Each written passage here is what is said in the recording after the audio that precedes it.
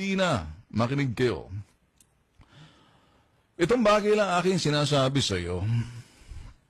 Makinig ka, Lina. Ang kaya mo, yung mga OFW. Hindi mo kaya yung mga putok sa buho, mga smuggler dyan na pinuprotektahan ng mga tao mo. Kumag ka pala eh. Yung mga big-time smuggler, hindi mo kaya. Ngayon, kinakapos ka na sa sinasabing yung goals na dapat mong gawin, yung collection mo, pinagtingidiskatahan mo itong mga OFW. Linga sandali, pitiking ko yung bambolis mo dyan eh.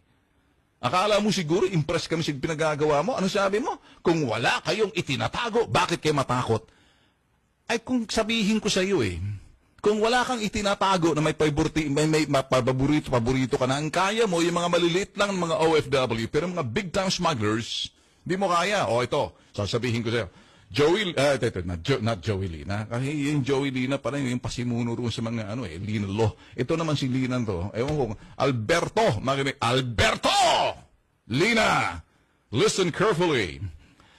Alam mo, hindi mo kasi magawa yung sinasabing goals, napapahiya ka, kaya ngayon kung nagdidiskitahan mo yung mga OFW, Mr. Alberto! Lina, Commissioner ng Customs, listen. Kung gagawin mo lang sana yung sinasabi ng iba na yung sa Inward Foreign Manifest, IFM, Inward Foreign Manifest, na makikita mo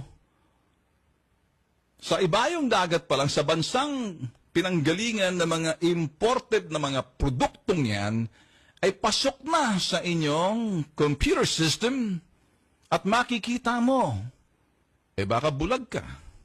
So yan sa Inward Foreign Manifest, from the point of origin to the point of destination, makikita mo na, makukolektahan mo ng tamang buwis yan eh.